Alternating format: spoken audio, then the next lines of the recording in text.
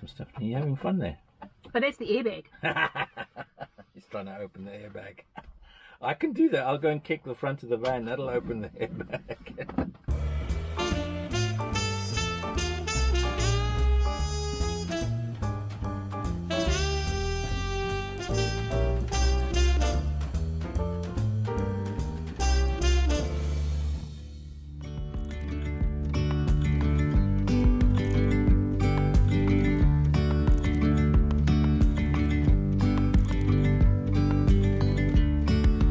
Yesterday there was sun and there was rain, beauty in the mundane. And as the light startled our eyes, we let go of disguise. And now there's something in the air and a sparkly shimmer on our skin. You can't be any more natural to hot springs as you are in Rotorua, New Zealand. It actually is an incredible place if you're into that sort of thing. Right, let's go and get a glass of wine. Hello. Hello, Mrs. Yu, how are you? Agents of the other, beyond gravel, beyond all.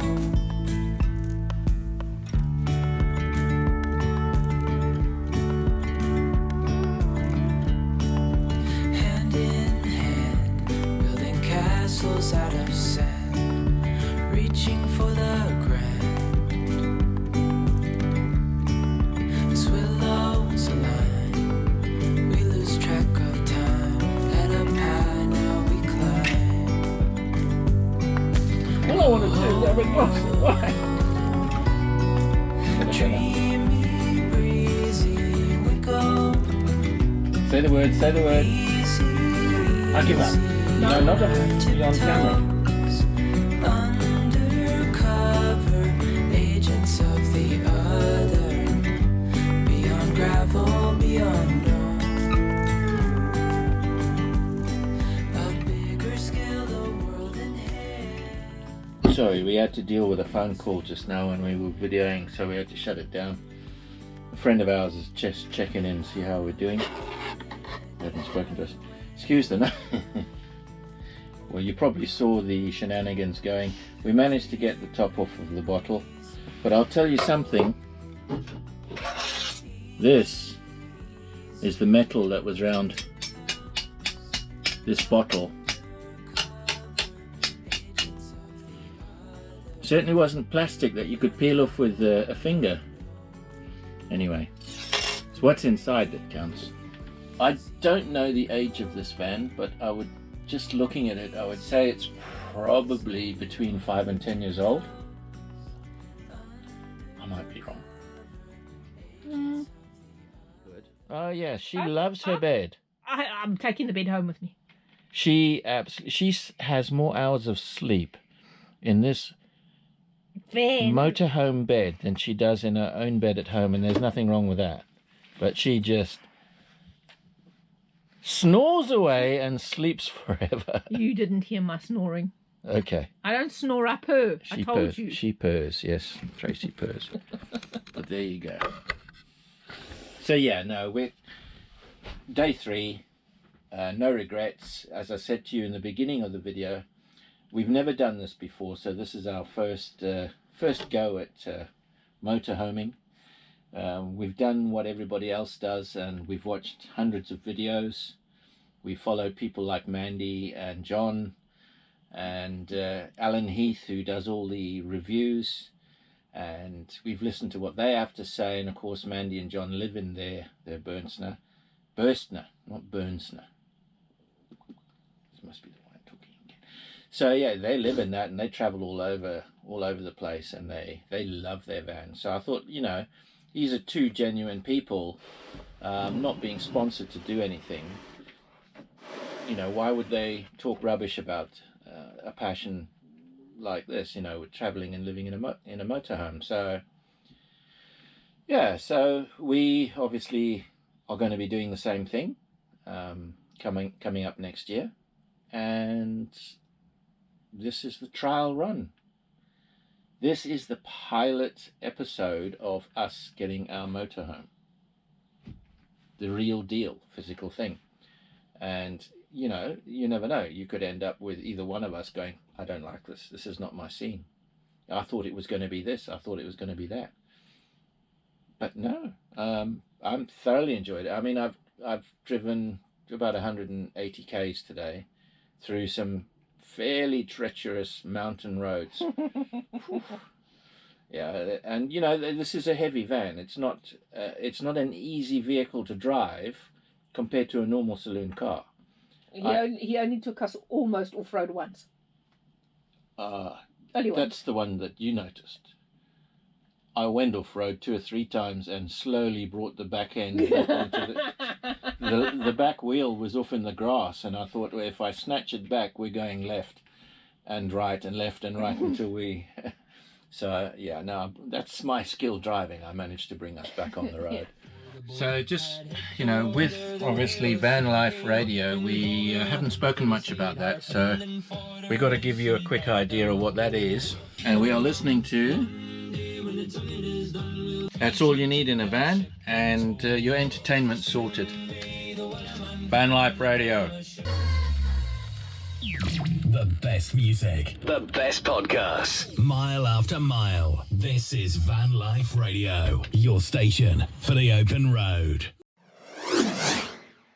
Okay, so this place, $40 a night, and as you can see,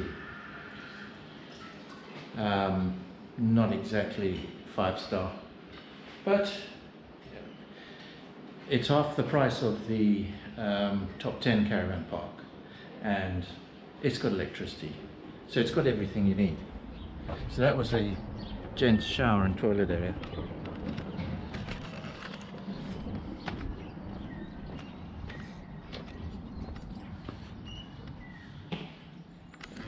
Give you a quick look through the kitchen. This is guest's kitchen. Help yourself do your cooking, and that's all pretty good.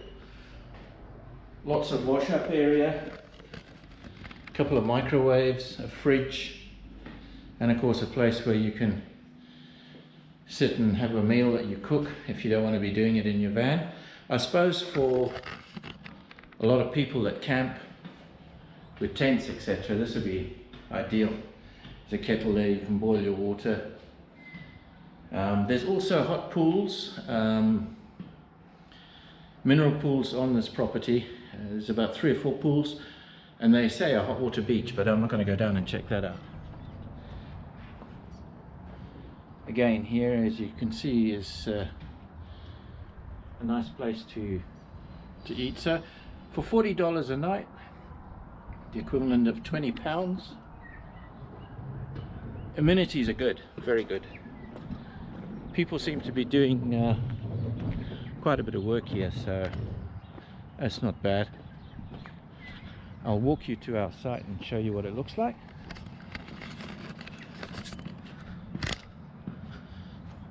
There we are, parked up there. So we've got a nice bit of grass where we can sit outside if we want to. It's not the weather for that yet, but otherwise, yeah, it's not too bad.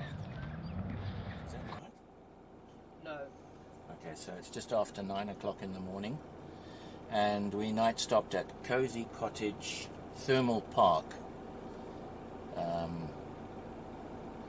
and on an electrical point. And as I said in the earlier video, it's quite a dated place, but perfectly maintained, nice and clean. Ablutions were clean. They've got all the facilities here, be it that they're old. They've got a dump station, they've got a water point, so you've got everything a motorhome would need if you want to stay here for a period of time and be able to empty your toilets and fill up with water. So they've got everything. It's a full-on campsite for RVs and motorhomes, caravans, and camping sites as well. And it's half the price of the top 10s, which are supposedly the 5-star. we'll see about that because we're going to one today. We'll be there this afternoon. So what we're going to do now is we're going to trundle down into Rotorua. We need to find a supermarket where we can just stock up on some provisions. I need to get a razor blade. I'm starting to look like Father Christmas and I don't particularly like it. So yeah, I left my shaving equipment at home. You always leave something at home. In this case it was my razor. So yeah, I got permission to grow it for 4 days from the boss over here. But the first thing you're going to do when you walk in the house is have a shave. Well, I'll probably be clean shaven by that time anyway. So we're going to get underway. We're going to just stop off and empty our waste recycling, put it in their bins, and we'll hit the road. So why not come along and join us? I met an old man. I said, tell me your story.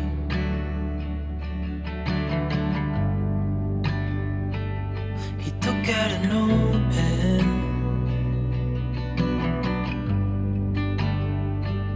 and wrote something for me.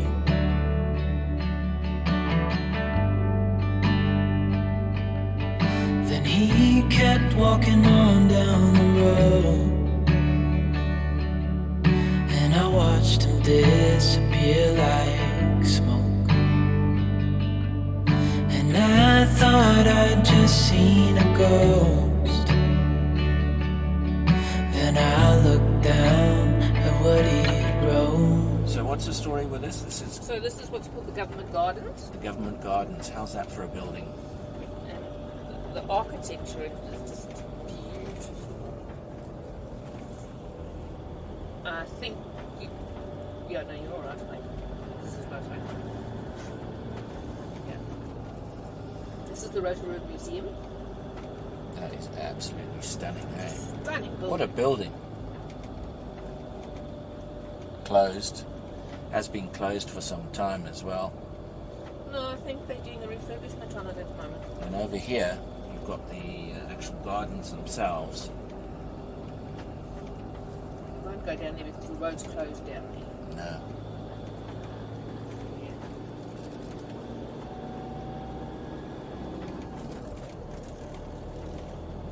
Again, not a soul in sight. Although it is only about 9:30. But it's 9:30 on a Sunday morning, so it might get a bit busier later, but maybe, yeah. And we are out of season as well. We are. May to October is low season, so potentially. But that's normally when people come down to Rotorua because of the thermal spas and that. It's all nice and warm for winter.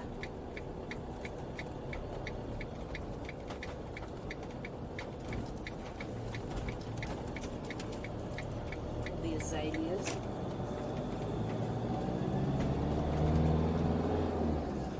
We've given you a tiki tour of going around the government gardens.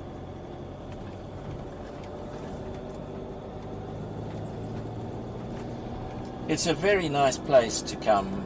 We come down here quite regularly for a weekend to get out of the city of Auckland, and yeah, Rotorua is nice. Problem is though, because especially during season, it can be very, very busy. And if you can just put up with the traffic, well, if you come here for holiday, you're not driving around everywhere. You either come here by a tour bus, or you come and you shack up in a motel somewhere and take a trip around, have a look at the sights. They've got some great restaurants here as well. I regularly partake in a steak dinner that gets served to you on a hot rock. Still frying on the rock in front of you, and you just turn it at your table. Cook it to your own perfection. It said, son, when you grow up, you'll be fine. I know you've got questions on your mind. Life is gonna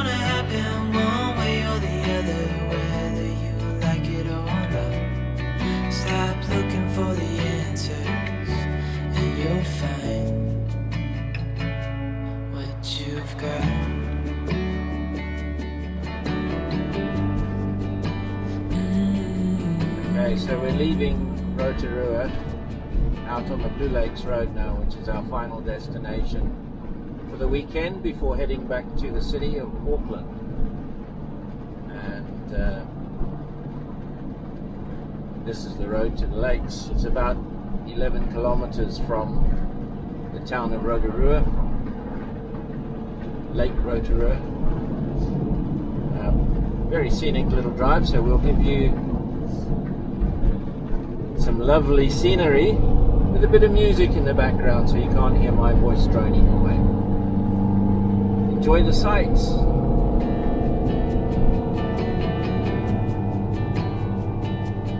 I met a young man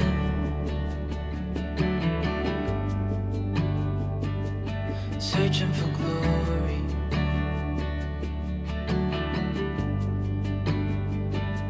I took out an old pen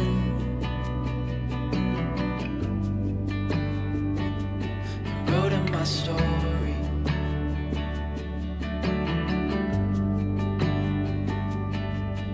Then I kept walking on down the road. When your time is up, it's time to go. I pray he reads what's on the note and takes to heart what I wrote. I said, son, when you grow up, you'll be fine. I know you've got questions on your mind. Life is gonna happen one way or the other, whether you like it or not. Stop looking for the answers and you'll find what you've got. When you grow up, you'll be fine. I know you've got questions on your mind. Life is gonna happen one way or the other, whether you like it or not. Stop looking for the answers and you'll find what you've got.